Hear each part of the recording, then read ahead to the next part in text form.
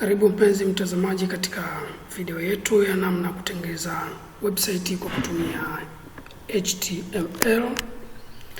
Na hili ni somo la 7 katika mlolongo wa masomo yetu HTML. Na leo tutakwenda kujumuisha masomo yote 6 ambayo tumeyasoma kuhusiana na HTML, na tutakwenda kutengeneza website na tutakwenda kuihost, kuiweka online ili iweze kutembelewa katika somo litakalofuata baada ya somo hili.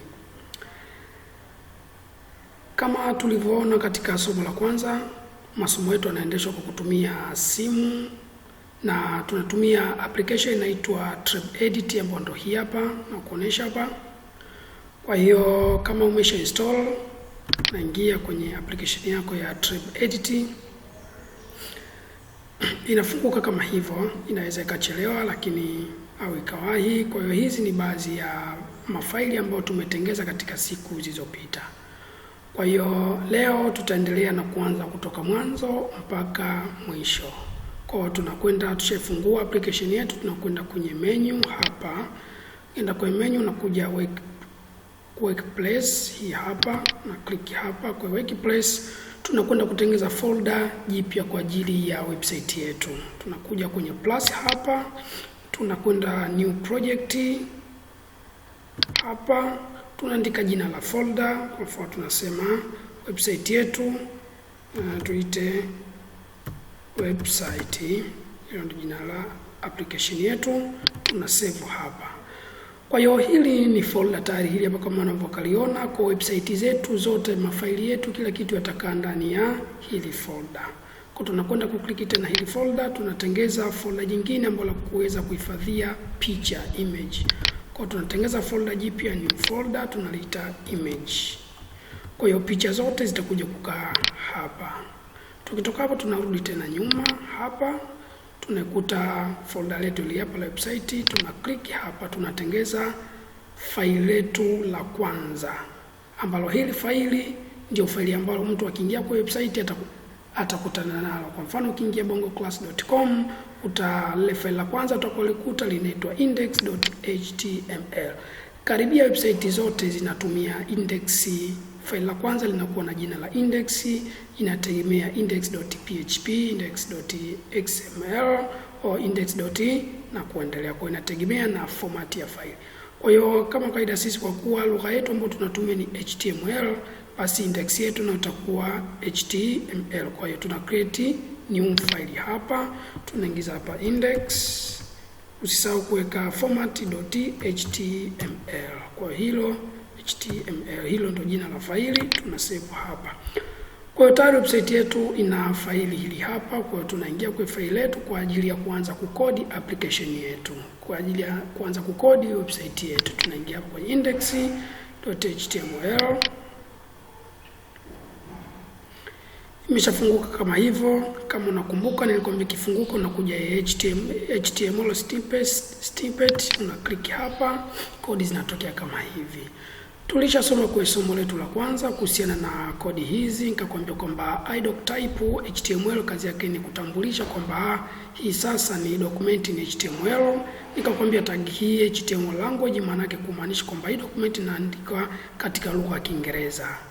Zile kodi zako zinaingia katika lugha ya Kiingereza. Kama unavyoona hii head ni Kiingereza, hii title ni Kiingereza. Kwa hiyo hii lugha iko hapa, lakini kuna heading. Nikakwambia hapa kuna ka information muhimu kwa ajili ya website yako, ikiwemo structure, website yako ikoje, five icon, title inakaa hapa na vitu vingine kwa vile muhimu ambavyo mara nyingi havionekani na mtumiaji, lakini title inaweza kuonekana, na kama umeweka icon hapa zinaweza zikaonekana. Nikakwambia body ndio sehemu muhimu katika HTML. Hii ndio sehemu muhimu ambapo hapa maudhui yako yote yatakalia hapa. Kwa hiyo tunabadilisha title hapa. Tunasema home page. Home page. Tayari hiyo ndio title ya faili letu, hili ni home page. Tunakuja hapa kwenye body sasa kwa ajili ya kuweza kuweka maudhui yetu. Tunaanza na body hapa. Kwanza tunaweka tunaweka background color kama tulivyoona katika somo la 6 tulizungumzia habari za background color.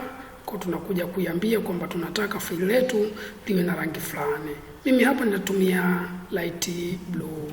Kama nilivyokuambia, unapotaka kuweka background color unatumia style kama ulivyoweka color nyinginezo. Kwa hiyo tutaanza hapa na style na alama ya sawa hiyo, unaweka funga semi hizo style, tunaweka background color. Kwa hapo utaandika background color. Background color, hili neno linatakiwa tenganishwe na hicho kiji alama cha kimstari hicho, usije ukaruka nafasi kwenye HTML kodi hizi hapa. Namna kama hiyo tuwezi tukaruka nafasi ukasema background ukaacha nafasi ukasema color, hapa itakupa matokeo halisi. Kwa unaweka background color, kama maneno yameungana basi unatakiwa, kama ni maneno mawili kama hivi, background color inatenganishwa na hicho kijimstari unachokiona kati hapo. Ukimaliza hapo na kwenda kuweka vidoto vili hivyo kama inavyoonekana hapo background color, tunakuja kutaja light blue, light blue, light blue, light blue, light blue. Kwa hiyo tunatarajia kwamba hili faili letu sasa litakuwa na rangi ya blue. Ngoja tuone je imekubali. Kwanza tuna save, tukisave tunakuja hapa play. Background color kama unavyoona hapo imekataa. Kwa hiyo wacha tuweke blue kwanza. Tena tuna check hapo imekubali hiyo hapo blue. Kwa hiyo background blue imekunaweza kufanya hivi dark blue kama hivi. Utaona hapo mwanzo nilikuwa nimetenganisha hapo dark blue niweka kimstyle, lakini sasa nimekitoa imekubali dark blue. Wacha tutoe dark blue maana yake imezidi blue sana. Tunabadilisha hapa rangi tunaweka light blue, lakini unaweza kuweka rangi yote ambayo unaitaka wewe. Kwa hiyo light blue kama hiyo, kama mnavyoona hapo light blue inasomeka hiyo hapo imekubali light blue. Kwa hiyo tayari faili letu lote litakuwa na rangi ya light blue. Kwa hiyo mtu akitembelea website yetu ataona ina light blue. Kwa hiyo tukija hapa, kumbuka jana tulizungumza somo la 6 tulizungumza namna ya kuweka menu. Kwa hiyo unapokaingia website kitu kinafuata ni menu. Kwa hiyo hebu tutengeze kwanza menu ya website yetu. Kwa hiyo menu nilikwambia tagi za kutengeza menu ni hizi hapa. Menu naweka hapo inafungwa hiyo, kwa tunaachanisha ili tuweze kuandika vitu vingine. Kwa hiyo hapo tunakuja menu zetu tunaweka kwenye linki. Kwa tutaweka hapa linki ya kwanza, tutakuja kuziona hizi linki baadaye, tutakuja kuziwekea mafaili yake. Kwa hiyo kwa sasa tunaweka hivyo, tunaacha patupu, tunafunga hapo. Kwa menu ya kwanza tunasema hapa mtu akiklik hapa mathalan, sawa, mathalan nitakwenda kwenye Android hapa atajifunza mambo ya Android mfano huo. Kwa tunakuja kutengeza menu nyingine hapa. Tuchukue hiyo, usisahau tagi za linki hizo kama inavyoonekana hapo. Hapa kati ndio patakaa linki, kati ya hizi funga sehemu na fungua sehemu patakaa linki hapo. Hapa tunasema mathalani mtu akiklik hapa atakwenda kwenye HTML menu yetu, lakini tunaweza kuja kuweka menu nyingine hapa. Kwa mtu akikliki menu hii pengine anakwenda kuangalia video, tuweke menu nyingine ya 3 ya 4 ya mwisho.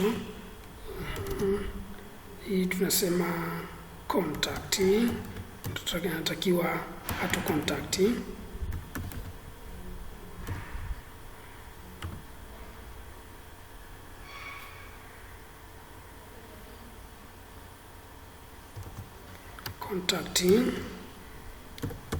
Contact kama hivyo hapo.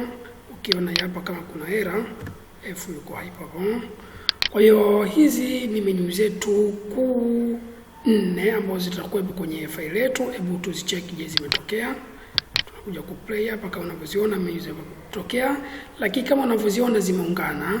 Kwa hiyo nilikufundisha katika somo la 6 namna ya kuweka batani kwenye menu. Kwa hiyo hebu tuweke batani katika kila menu hapa. Kwa hiyo tunaweza tukaweka batani hapa. hili neno tunaliwekea button. Kwa tunafanya hivi button namna kama hivi. Afu hapo palikuwa pana Android, tunaweka Android hapo. Hebu tucheki imekaa. Yes, button imekaa hiyo. Tunarudi tena, tunakuja kwenye HTML, tunafuta ile HTML yenyewe tunaiweka ndani ya button, tunatengeza button. Button hiyo tunafunga, tunaweka ilikuwa ni HTML, kisha tunakuja video na tunaitia ndani ya button. Kwa tunaweka button hapa. Usisahau kodi tag za button hizo. Tunafunga hapa, tunaweka hiyo ilikuwa ni video, kisha tukaja hapa ni contact na tunawekea button. Tunaandika hapo contact. Okay, hebu tu preview tuone kama imetokea. Yes, button hizo hapo zimekaa. Kwa hiyo pia tunaweza tukabadilisha background color ya hii menu yetu, tukabadilisha background color ya hizi button. Mathalani, hebu kwenye menu tupaweke background color yake. Tunakuja hapa kwa kuwa menu imeanzia hapo, kwa background color itakalia katika menu hiyo. Tunasema style, usahau kuweka style alama sawa, funga sehemu hizo, tunasema background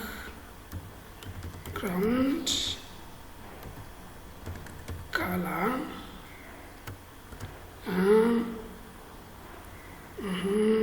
Tunaweza tukatumia violet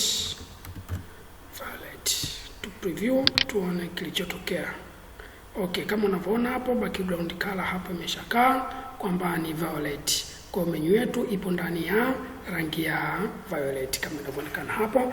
Vile tunaweza tukabadilisha hizi button tukazibadilishia rangi. Unaweza ukabadilisha rangi kwenye haya maandishi namna ambavyo unataka wewe.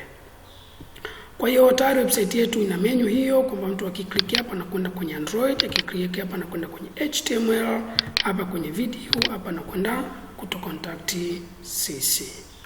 Na hivi ndivyo ambavyo kama ni kijisimu itaweza kuonekana namna kama hii. Okay. Kitu kinachofuata baada ya kutengeneza menu yetu, sasa tunakuja kutengeneza title au tunaanza kuweka sasa maudhui yetu. Je, huu ni ukurasa ambao tutazungumzia nini? Mathalan vitu kama hivyo. Kwa tunaweza tukaweka hapa title h1. Tunasema welcome to our website. Welcome to our website. Kumbuka hiyo ni title, nimetumia h1 kwa ni heading ya h1 itakuwa ni kubwa namna kama hivyo. Welcome to our website na kama hiyo. Unaweza ukatoa ukaiacha, yote ni sawa tu. Kwa tukitoka hapo tunakuja kuweka pengine tunakuja kuweka paragrafu hapa, tunakuja kuweka baadhi ya taarifa ambazo tunataka ziwepo hapa. Sisi nini, nafanya kazi gani? Kwa mfano, tunaweza kuandika neno haya. Hii ni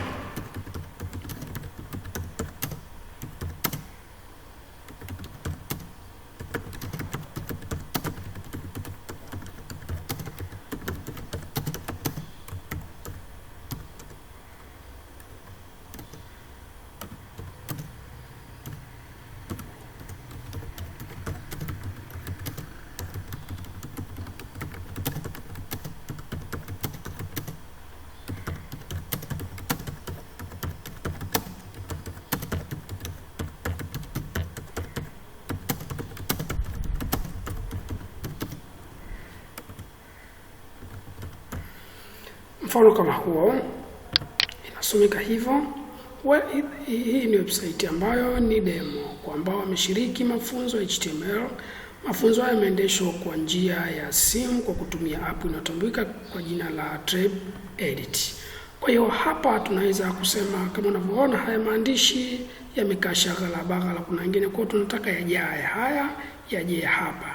Kwa hiyo kama unavyoona kuna mwingine ameishia hapa, mwingine ameishia hapa. Kwa tukitaka yajae au yawe sawa, hapa tunatakiwa tutumie layout ambayo inatambulika kama Justify. Kwa wale ambao tunatumia sana Microsoft Office, basi Justify utakuwa unaielewa, kwa maana haya maandishi yanatakiwa yajae hapa, sio yaishie hapa, mwingine yaishie hapa, yajae hapa. Kwa hebu tufanye justification hapa ili maandishi yaweze kujaa. Kwa hiyo tunarudi hapa nyuma. Kumbuka tulishazungumza namna kufanya text alignment. Kwa tunakuja kufanya text alignment kwenye P ambayo hii paragraph. Tunaambia hapa style sawa, funga semi hizo, unaandika text alignment.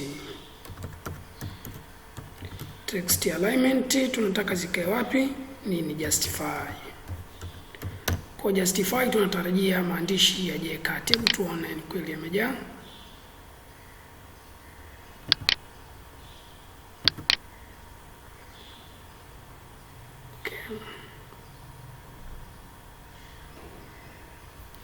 No, hapa code is not alignment. Text align. Hivyo text align. Hii alignment ni kirefusho, lakini ufupisho inatakiwa andikwe text align kama hivyo hapo. Wacha tuone, hii ndio justification. Lakini kwa kuwa kumbuka mwanzo hapa haya maandishi yalikata hapa, lakini sasa hivi hapa ameunga. Hii haijafika mwisho kwa sababu tayari maandishi yamekwisha. Lakini mwanzo kabla tuyatumia text alignment hapa palikuwa yamekata. Hebu turudie tena muone hapa. Mfano, ngoja ni haribu hii kodi hapa.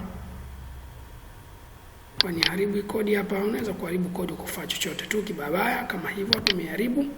Utaona hapa haya maandishi hapa palikuwa hapajajaa kama unavyoona hapa kwa mbele patupu, lakini kwa kuwa tumetumia text alignment sasa tunakuja ku undo hapa. Undo change nilioifanya, kuja ku preview, utaona hapa kwenye kwa imejaa hapa. Kwa hiyo kama maandishi yangetosheleza basi hapo pia angefika mpaka mwisho. Kwa hiyo tayari hiyo ndio introduction fupi ya website yetu. Lakini tunaweza tukasema tu kwamba HTML maandishi yawe tu ya bold, tu bold tena tab edit mathalan, tab edit tuitie rangi nyekundu, hii HTML tu bold. Lakini hii title yetu kwa nini tusifanyie underline? Kwa tunaweza tukafanya underline hapo kwenye welcome hii ambayo ni H1. Kumbuka kodi ambayo tunatumia kufanya underline ni U kirefu chake ni underline. Kwa ni hii hapa tunakuja kufunga hapa maneno welcome hapa tunakuja kuyafunga na U. Hapo tumeifungua tunakuja kuifungia na U hapo. Cheki hapo utaona mpigwa tayari mstari. Tunakuja kubold neno HTML. Tunakuja kulibold HTML hili hapa. Kubold tunatumia B. Tunaweza kulikati hapa au tunalifuta, tunakuja kuliandika tena hapa ndani ya hizi kodi HTML. Lakini vile vile neno tab edit tunaweza kumbuka tulizungumza pia namna ku highlight. Tunaweza tukali highlight ile neno. Highlight tunatumia mark. Hapo tunaweza tukalitoa hili, tukalifuta, tukaliandika tena ndani ya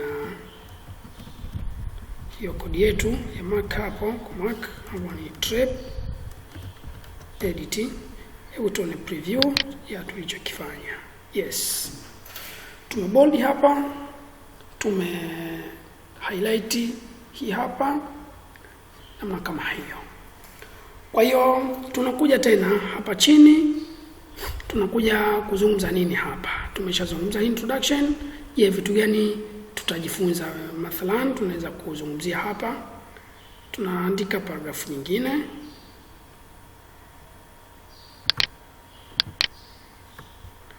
hapa, tunatumia paragraph nyingine P paragraph. Tunaweza tukaanza kama hii.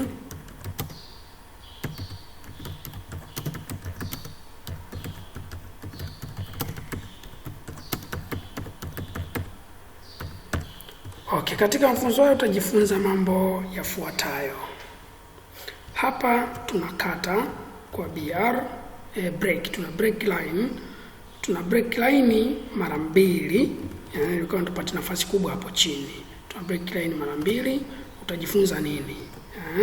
Namba moja, katika funzo utajifunza namba moja, mfano namba moja HTML. Sasa inataka hili tunajifunza HTML.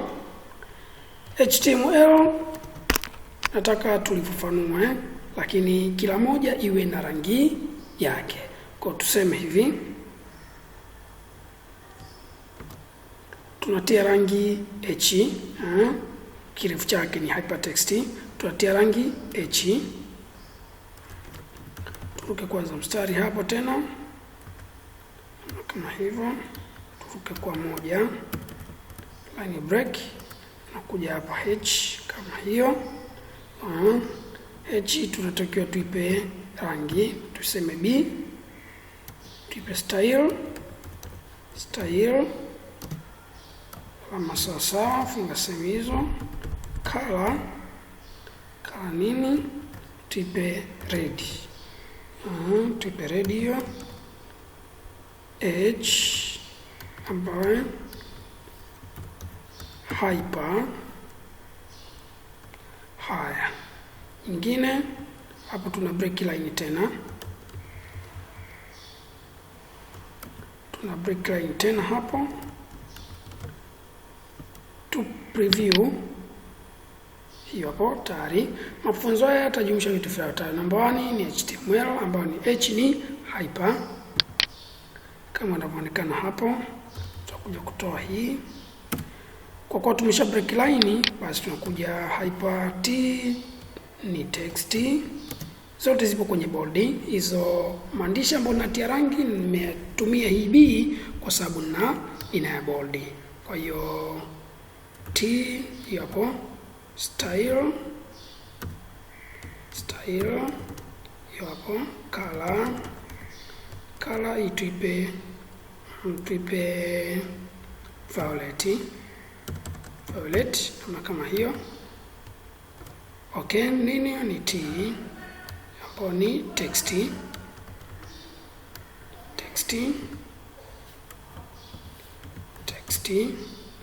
Na break tena line hiyo hapo. Tunakuja hapo M hii nini? M ni markup.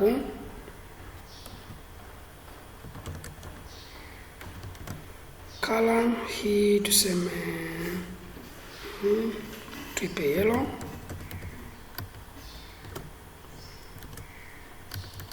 Markup.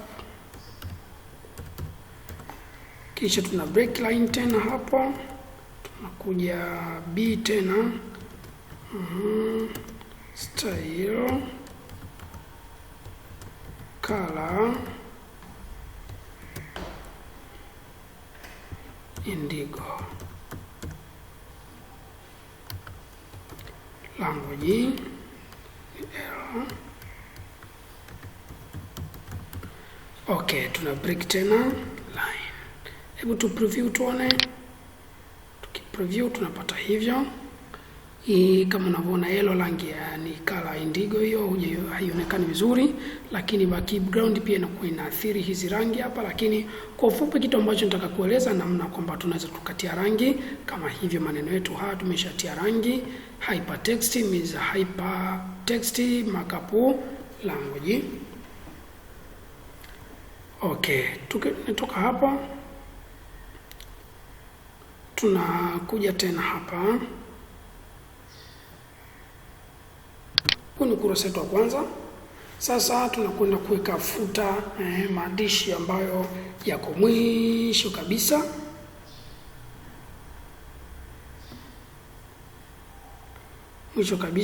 Kwa tunaweza tukaruka hizi line nyingi, tunaruka hapo.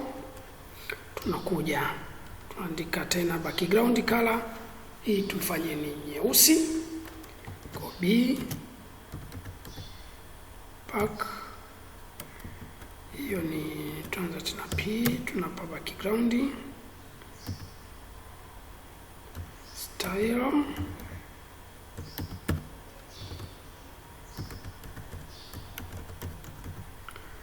background color black. Kwa hiyo hapa tunasema background color ni black, sio hapa. Black inatakiwa ikae hapa,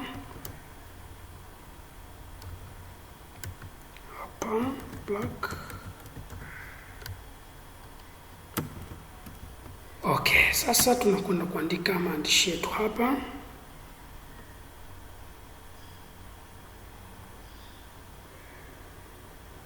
Mfano kama hivi. Mafunzo haya yamekujia kwa ihsani ya, hebu tuone preview play hapo. Kwa hiyo background tayari ni nyeusi, lakini kuna shida nyingine ambayo inaonekana hapo, maandishi hayaonekani. Sasa kwa nini maandishi yasionekane? Kwa sababu hapo kwa background nyeusi. Sasa ili maandishi yaonekane hapo, tunatakiwa tuyabadilishe rangi, aidha yawe rangi kama nyeupe ndio tutaweza kuona, ama rangi nyingine ambayo itakuwa haendani na hii. Kwa hiyo tubadilishe rangi maandishi yetu haya, ambayo mafunzo haya hapa. Tunaweza tukafanya hivi.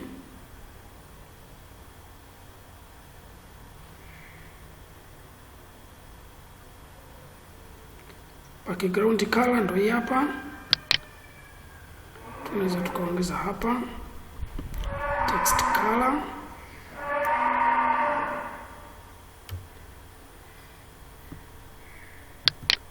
Hebu hizi maandishi yetu tuyape B, tuyafanyie italics mathalan, style color white.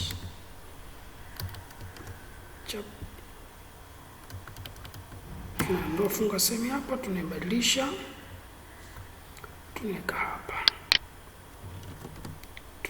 tunafunga hiyo kodi hapo kama unavyoona hapo. Sasa maandishi yetu yatakuwa na rangi nyeupe ndani ya background nyeusi kama unavyoona hapo, na tumeifanyia italics, ndio maana unavyoona yamelala. Lakini tunaweza tukafanyia mambo nyingine namna kama hiyo, lakini kwa ufupi ninachotaka kuonesha ni hicho, kwamba haya maandishi tayari background yetu nyeusi hapo, lakini maandishi tumebadilisha rangi ili yaweze kuonekana.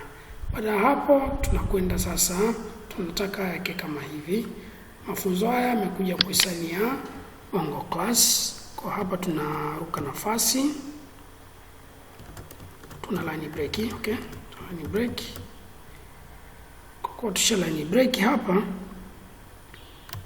wote wako ndani ya P hii hapa ya paragraph.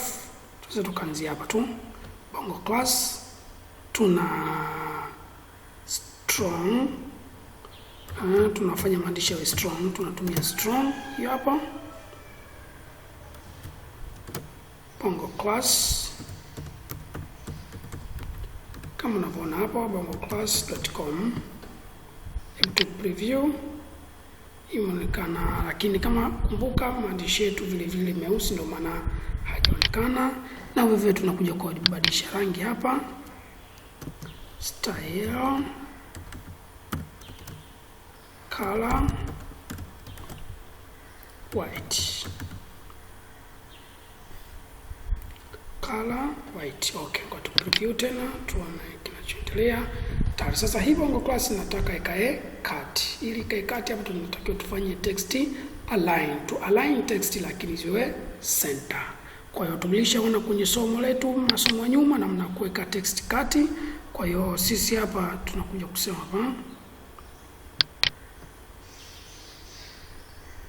hapa maandishi yetu, hebu tuyape tena kwenye italics, style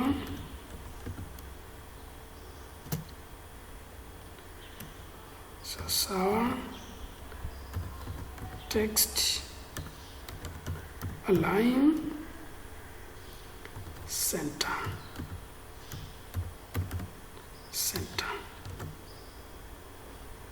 Hii Bongo Class nitakiwa ndani ya hiyo ni hii ya italics. Kwa tunaweza tunaitoa hapo, afu tunaandika tena ndani ya hii kodi bana, tumeshafunga hizi kawa nje ya kufunga. Kutoka hapa bongoclass.com tayari tuna preview, bado mgoma.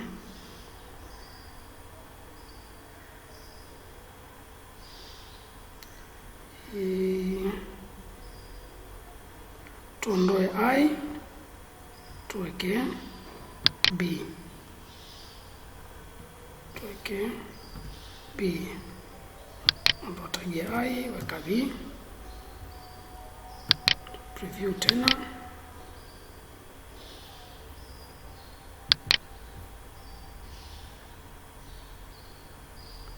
ondoa B, weka H3,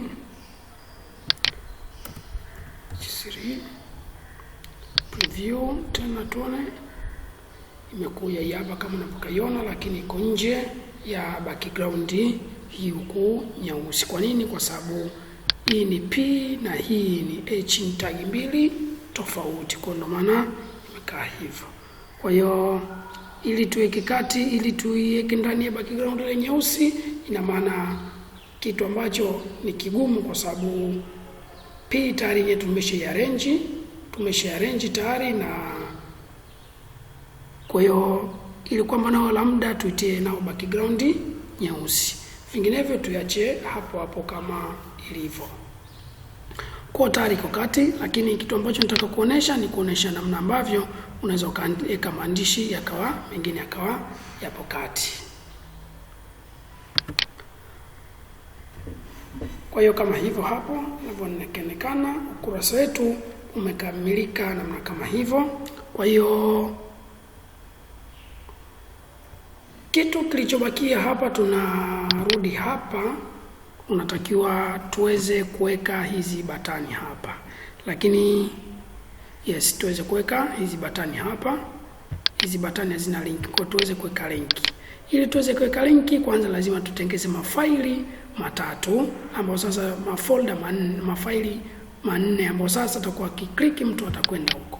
Lakini kabla hapo kuna kitu tukimalizie na kuweka picha. Kumbuka tuna picha hapa kwenye website yetu kama inavyoonekana hapo.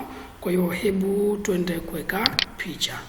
Tunarudi nyuma kabisa kwenye folder letu ili hapa kwenye image hakuna image. Kwa hiyo una import image plus hapa new file, weka hapa, hapana, una import file.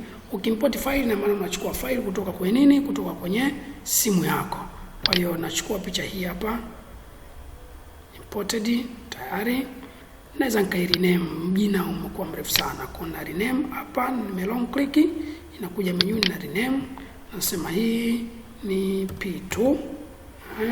Kumbuka format ni PNG, kwa hiyo kumbuka sana hii format ya hii picha, P2 PNG. Kwa tayari hiyo hapo. Kumbuka ipo kwa folder la image, kwa tunarudi hapa kwenye HTML. Image yetu tunaiweka chini ya menu. Menu ni hapa mwisho, kwa tunakuja kuweka image hapa. Usisahau tag za image,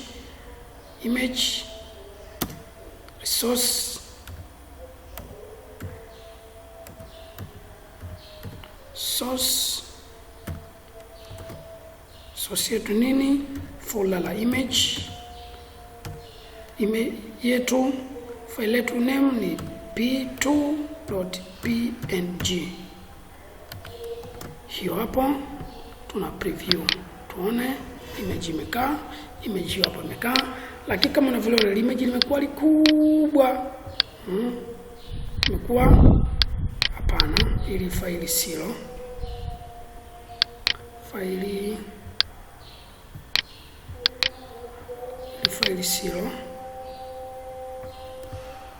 nimeweka kwenye faili ambalo silo. Tunarudi Sisi ni hapa kwa website image tayari, tunakuja hapa index.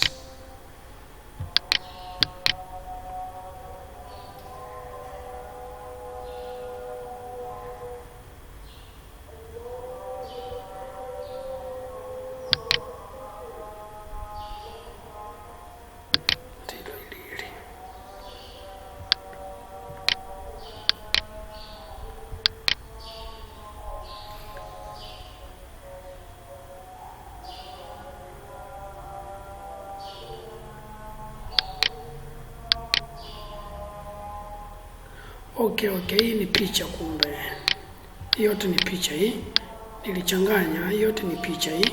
Kwa hiyo hii picha ni picha ambayo ilikuwa inazungumzia darasa lilotangulia, ndio maana unaona haya maandishi haya yalikuwa hapa. Kwa tubadilishe picha. Tunaanza kubadilisha picha ambayo haina mbombo nyingi, tuna plus hapa, tuna import tena faili. Tuchukue hili hapa. Tuliona kwanza. Yes. Hili pia lina mbombo lakini sio nyingi sana.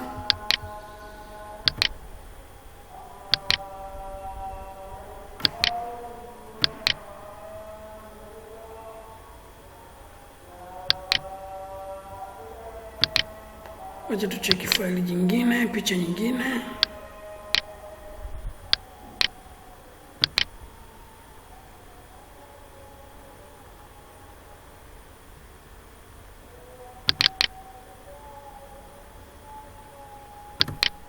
Hapa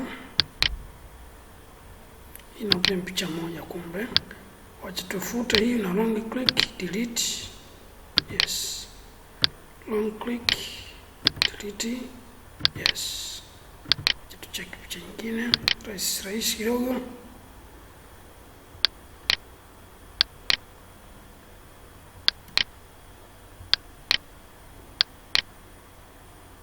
Yes, cheki ni p4.jse. Cheki jina, format ni jpeg ndio format hiyo. Kwa hiyo tunarudi kwa ni p4 ili tunaweza tukalifuta tu. Yes, ni p4 ndio file yetu ambayo picha yetu tunataka kutumia. jpeg ndio format yake.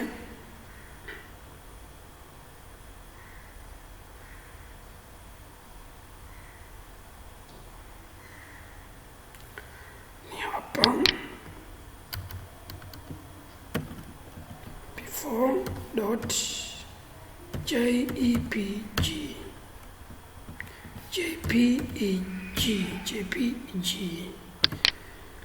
preview. Lipicha ndio hilo hapo, lakini kama unavyoona tatizo lipicha limekuwa likubwa. Kwa kusolve tatizo hili tunatakiwa tu set viewpoint ambayo tuliona katika somo la 6, namna ku set viewpoint ili kwamba faili lako liwe responsive. Kwa hiyo tunaweza tukarudi hapa katika somo letu la 6 tukachukua zile kodi za viewpoint hizi hapa meta.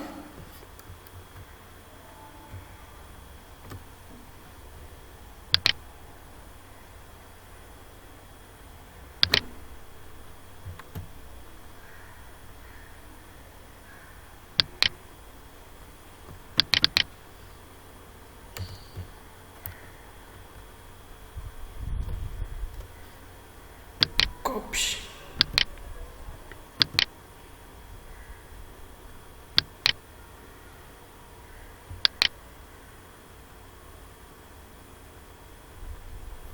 Kwa tunakuja kuziweka ndani ya heading hapa.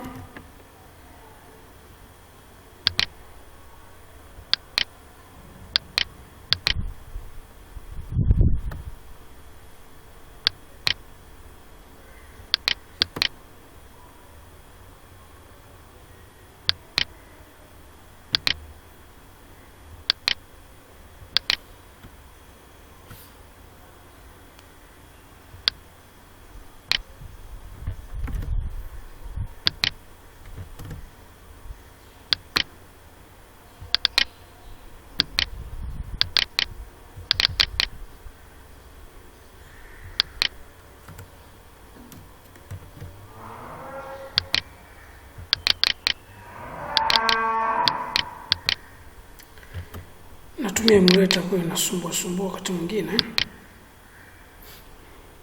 kama unavyoona hapa, kwa inasumbua kupaste. Hapa kuna kodi zilizovurugika ya title. Kwa hivyo tayari hapo, kwa tuna preview tena.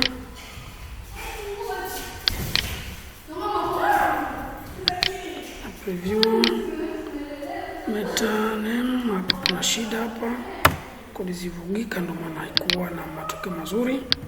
Okay, sasa tuna preview tuone.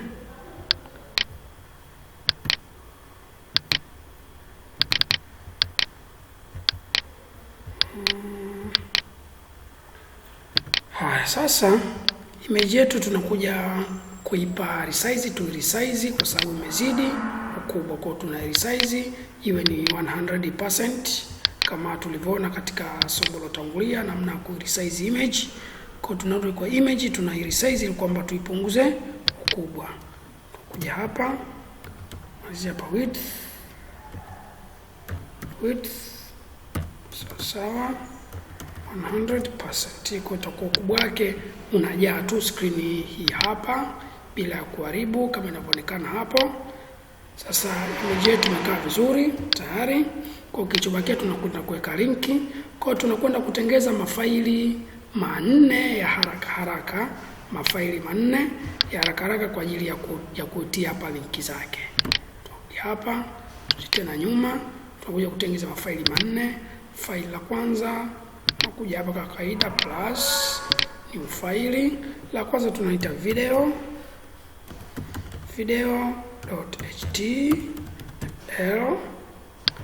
Okay. Faili jingine tutalita contact, new file contact.html. Faili jingine tutalita html.html.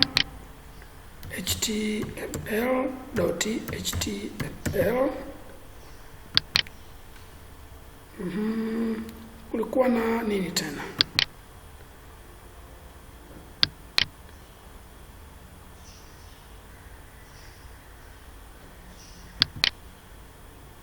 Kuna Android, kwa hiyo kuna jingine la Android. Kwa ni Android, tunakuja kutengeza hapa new file android.html. Sasa hebu tuweke kodi walau kidogo ili kwamba kuonesha kwamba hili ndio faili. Tunakuja kwenye Android hapa, click Android, usisahau HTML snippet hapa, una click hapa. Tunakuja moja kwa moja kwenye body hapa, tutumie heading 1, hello this is Android page, mathalan kama hivyo. Tushamaliza hapo, ndio hiyo hapo. Tunarudi tena, tunatia kodi kwenye contact,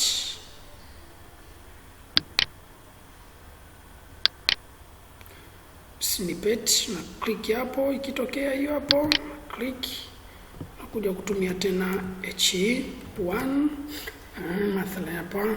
Hii ni contact contact as with mathalan kama hivyo 07774 na itaonekana kama hivyo contact as. Nakuja tena kwenye faili jingine ni HTML,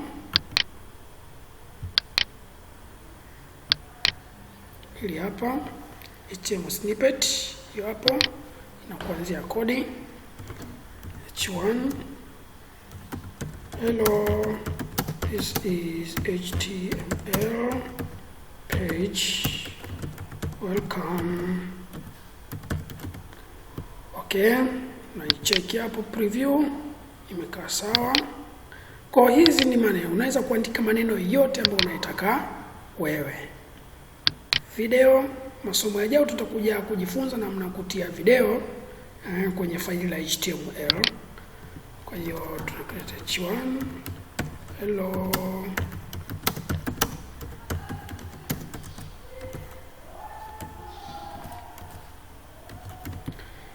Hiyo hapo tuna preview, imekaa sawa. Kwa tunakwenda mafaili yote tunatia kwenye linki hapa kwenye HTML. Hapa tunatia kwenye linki zetu. Shida ukumbuke majina, kuna Android, kuna contact. Kwa tunakuja kwenye linki ambapo ni hapa. Hii ya kwanza ni ya Android. Kwa hiyo faili lake ilikuwa inaitwa android.html. Kisha linki ya pili ni hii hapa, ni HTML, pia lenye tulita html.html. La tatu ndio hapa lilikuwa ni video.html. La nne ni hapa lilikuwa ni vile contact.html. Sasa tu preview tuone linki zetu zimekubali. Hapo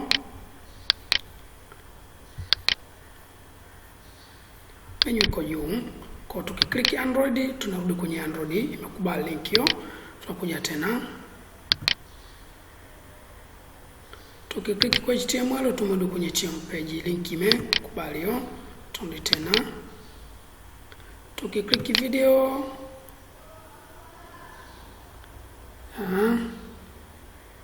yes, kuna error kwa sababu tulikosea spelling ya faili.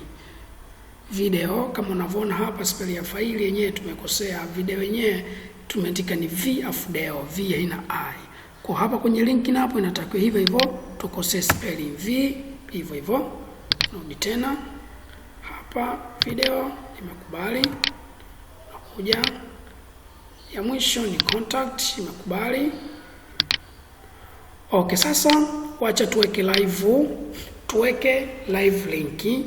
Kwa hiyo live link ni kwamba ukiklik moja kwa moja inakwenda kwenye internet. Hapa kwenye Bongo Class tunakuja kupawekea live link hapa.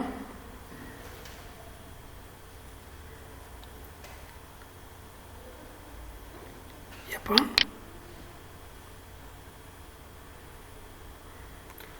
kwa nini tunaweka live link hapa? Nataka kuonesha namna ambavyo kama pengine mtu akiwa yuko kwenye internet, halafu ukiweka linki ya kwenda maeneo mengine ya internet, je, itafanya kazi namna gani? Kwa ndo maana nataka tuweke live link kwa ajili ya kwenda kuonyesha namna ambavyo unaweza ukatumia link yoyote. Kama ulikuwa na blog yako pengine nyingine, ama pengine una channel yako unataka watu wapeleke huko, basi unaweza kuweka live link. Watu wakikliki moja kwa moja kutoka kwenye app uliyotengeneza wanakwenda kwenye mtandao wako moja kwa moja. Kwa hiyo wacha tuone live link inafanya kazi gani.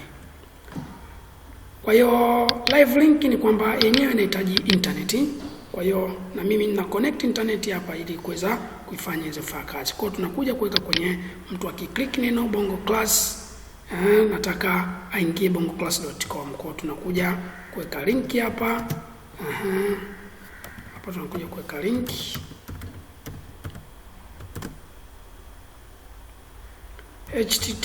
HTTPS kwa ajili ya security. Tutumie HTTPS,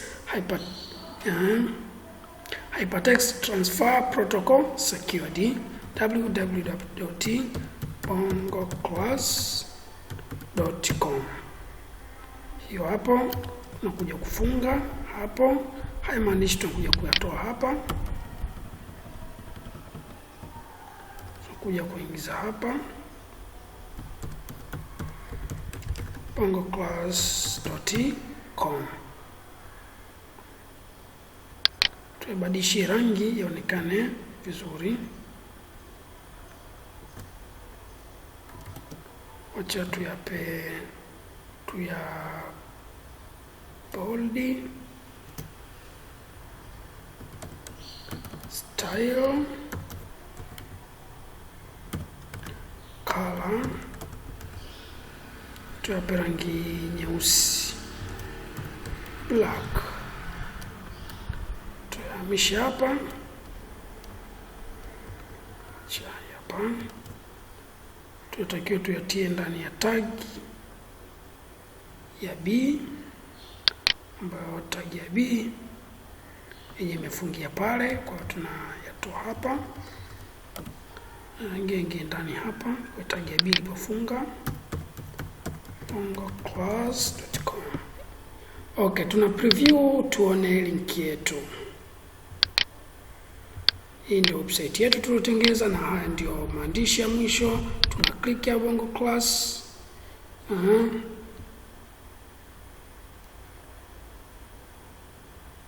Okay, linki kuna error hapa.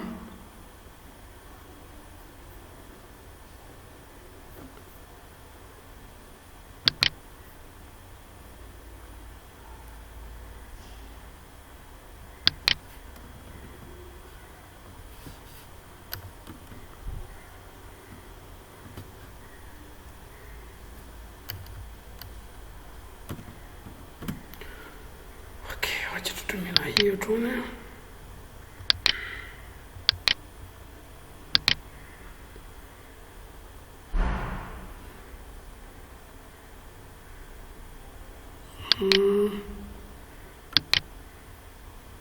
Kuna error.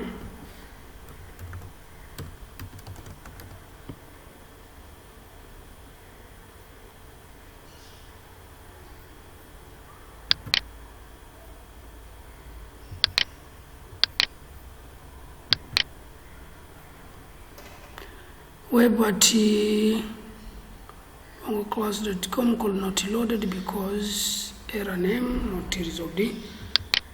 Kuna error kwenye application, lakini hivi ndivyo ambavyo itakiwa iwe. Ukiklik hapa inatakiwa ifunguke linki moja kwa moja. Ngoja tuload tena tuone.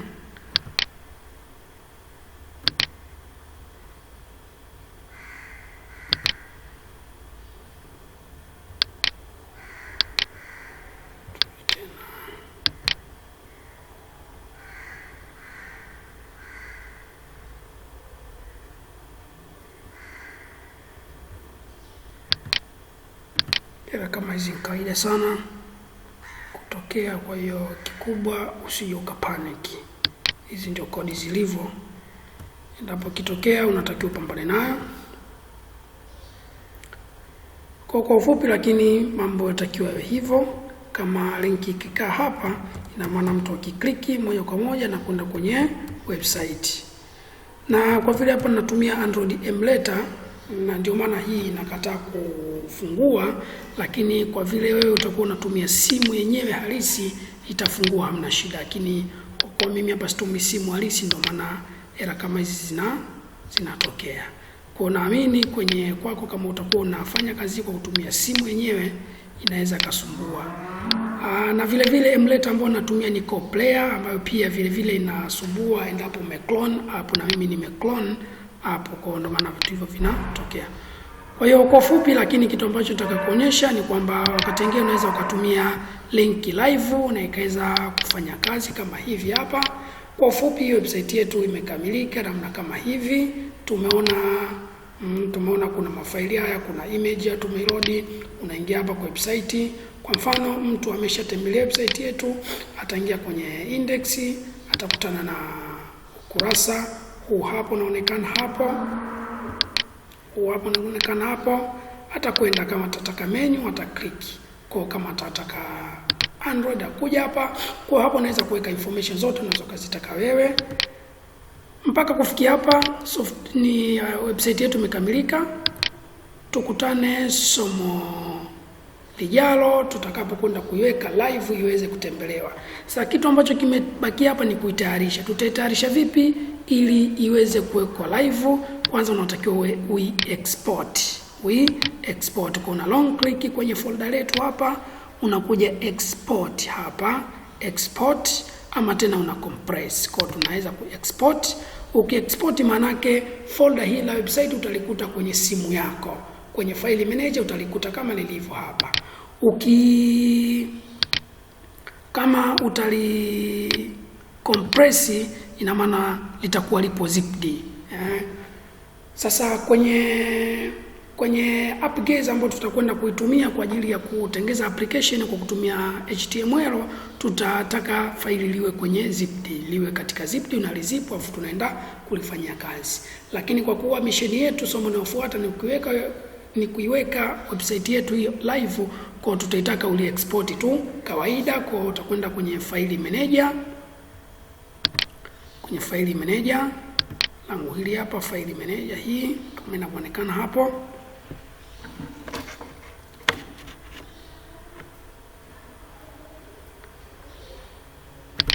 Document and others,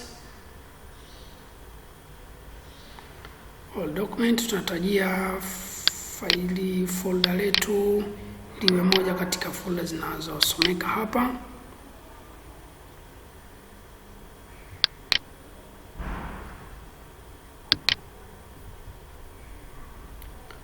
Tunga tudi nyuma kidogo. Internal storage,